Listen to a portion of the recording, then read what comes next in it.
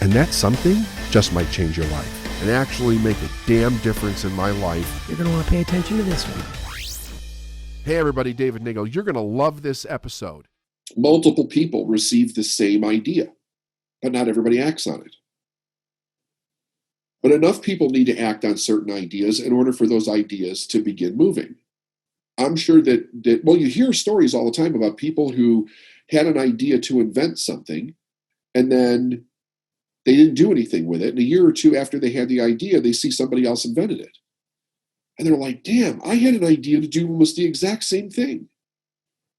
I've heard that so many times from people. So you know the idea is out there in the ether. It is out there in the universe. And people are either receptive or they're not receptive to it. So then he says this. He puts a big but here. And he says, but you can check all of this, meaning you can stop it. You can check all of this by starting a negative impression in the formless substance. Doubt or unbelief is as certain to start a movement away from you as faith and purpose are to start one toward you. By not understanding this, most people fail when they try to make use of the mental science to get rich. Every hour and moment that you spend giving heed to doubts, fears, every hour that you spend in worry, every hour in which your soul is possessed by unbelief, sets a current away from you through the whole domain of the intelligent substance. All the promises are unto them that believe, and unto them only. Notice how insistent Christ was upon this point of belief. Now you know the reason why. All the promises are unto them that believe, and unto them only. I think the only is pretty significant. Pretty significant. Because that only means that everybody that doesn't believe, they're out. The key is the belief. Since belief is all important, it behooves you to guard your thoughts. And as your beliefs will be shaped by a very great extent by the things you observe and think about, it's important that you focus your attention. Here, the will comes into use, because by the means of your will, you determine the objects of your attention. If you want to become rich, you must not make a study of poverty. Things are not brought into being by thinking about their opposites. How often does your mind go to thinking about what you don't want? I like this next paragraph here very much. It's a pretty deep paragraph. He says, you must learn to see the underlying truth in all things. You might want to write that down. You must learn to see the underlying truth in all things. You must see beneath the seemingly wrong conditions the great one life ever moving forward toward fuller expression and more complete happiness. Now, the one way to see the truth with what he's suggesting is the understanding that everything's moving towards more life, even when you're observing sickness and death. Everything's moving toward life, even when you're observing sickness and death. So if you take that law, what it does is it allows you to pull back from the emotional disturbance of sickness and death, that or fighting or whatever, that, something that's really negative or painful to observe. And ask yourself what's really happening here. What's really happening is that something that's not working is trying to transform. The idea of more life is everything that supports life continues to grow toward more life. Once it can no longer support life, it crashes down and it goes back to the basis existence it was from the beginning, from which life sprang. And that is with everything. And it changes. It seriously changes based on the needs of society as we go through time. It's very important. When the COVID thing first happened, I, like most people, started to become aware that there was something weird going on because of what I was hearing in the news. This is before anybody had to stay home yet. And the thing that was a huge flag for me was how major businesses were reacting to this virus. And I was like, whenever you see something like that happen, there's something we're not being told. There's something that we don't know here. You don't see billion-dollar companies making huge changes when it's not anything. So I started paying attention to it. And then when it started to become obvious what it was, I was like, pull back. What's actually happening here? How is this affecting the world? How is it affecting me? What are the changes that need to be made? What is the truth of what's actually going on? And how do we move through that, right?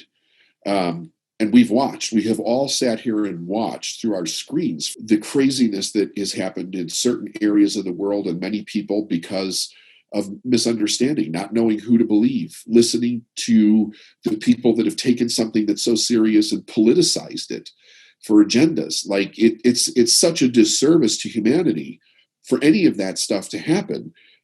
But you can complain about it all you want. You're never going to change that problem. Your responsibility is to pull back and say, what's the truth here? What's actually going on? What's the truth? What is the underlying truth of what's taking place here? All right. Well, you did talk about fear, which is what my next question is. The awareness that comes with asking those questions I just mentioned when you're triggered or facing an obstacle is hugely powerful. So many people go immediately to fear, which keeps them from seeing the truth in many situations. Not only that, but invites more of that fear to come in, because if you start being afraid of something, then you're just going to invite more into your life.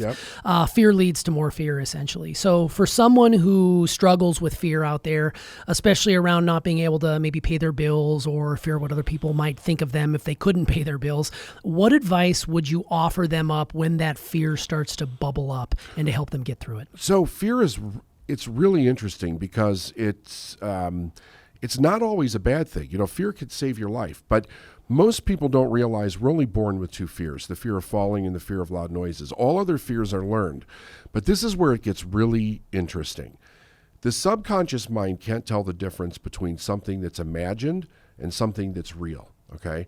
So let's say one of your parents has some kind of fear, and they're always talking about that fear. You may never have experienced whatever it is that they experienced that they're afraid of, but the fact that they're constantly talking about that fear, and if it starts to get into your imagination, it can get into your subconscious mind, and you develop a fear around something you've never even experienced before.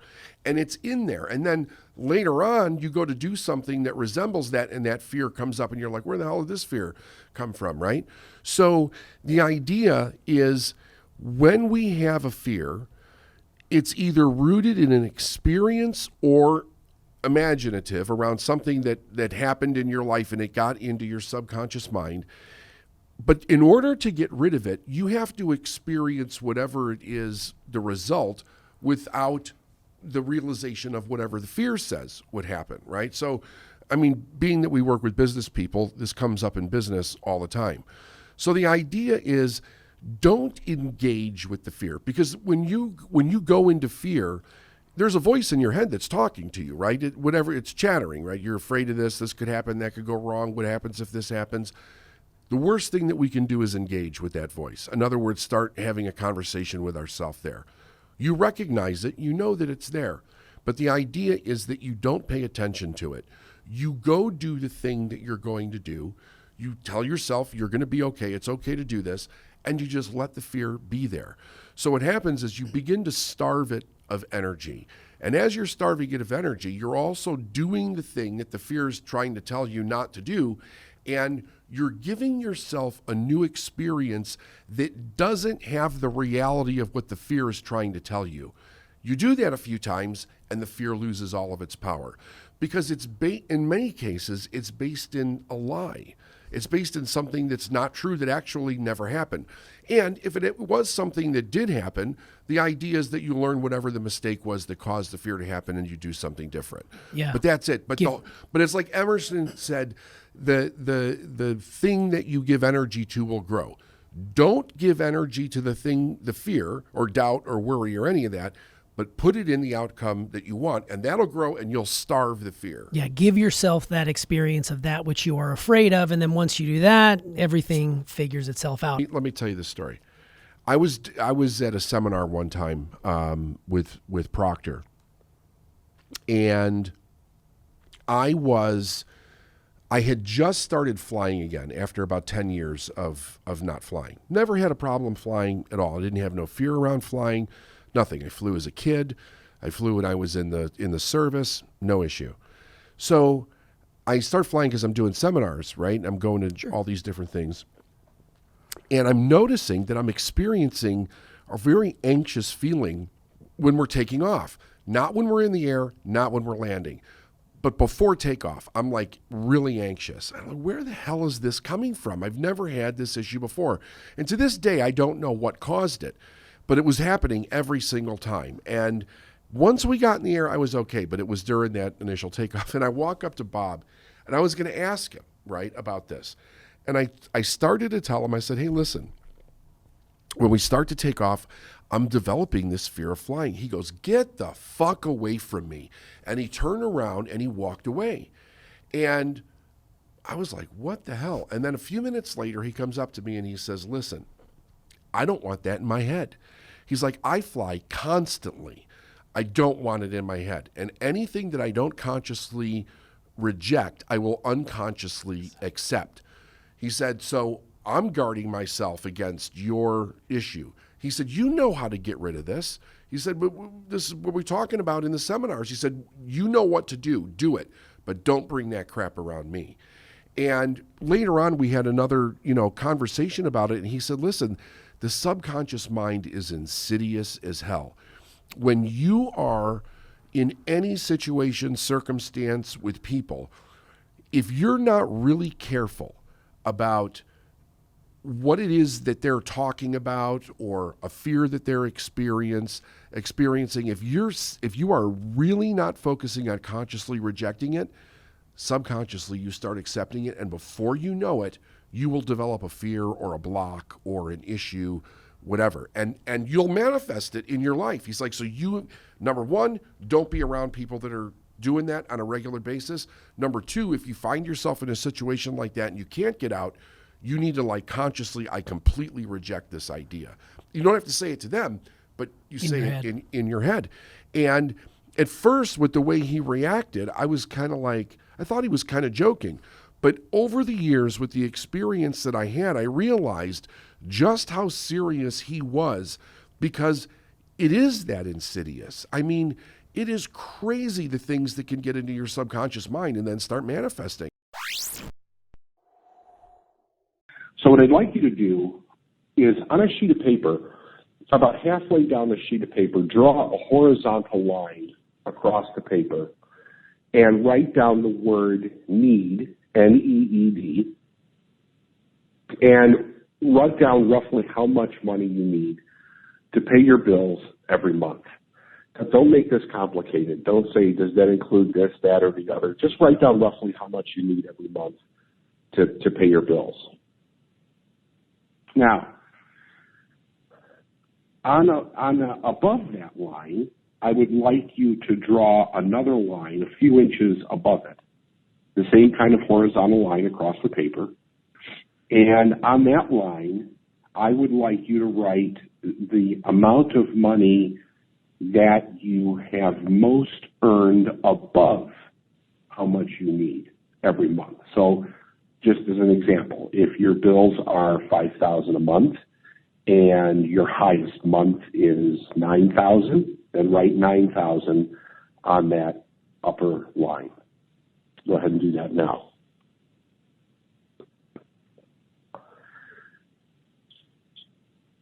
Great. Now, go below the need line, maybe 4 or 5 inches, and draw another horizontal line across the paper and write down the number, the lowest number that you have gone below your need. So if you, as an example, if you need $5,000 a month, and some months you come up with 1,000, 2,000, 3,000, whatever that number is, write it down on that line. When we're talking about increasing a person's income, we're not talking about increasing it so that they go from their need to a higher amount once, twice, or kind of semi-often, so that it happens once in a while. We're talking about raising that bar above your need so that it becomes a new, something that is happening all the time. It's a new set point, if you will. It's the new normal. If you're going to go from 5,000 to 10,000, that means that you no longer go back down to 5,000. You go up to 10,000 and you stay there, and then you increase from 10,000 beyond, going up. But this rarely happens for people. Typically, the behavior pattern and the reality pattern is that every so often they will earn more than their need line, and more often than not, they do not hit the need line, but somewhere between their very bottom and what it is that they need. Now, this is the interesting part. You would think that whatever a person needed would be their very bottom, but it actually isn't. If you'll write the word, there's a word I want you to write between your very bottom line and what your monthly need is, and that word is survival. Survival. Now, why are we writing that word there? Well, we're writing that word there because if you were raised generally anything other than very wealthy, if you were raised middle class, working class, or below, your family and the people that were around you spent a lot of time navigating between the need line and the bottom line.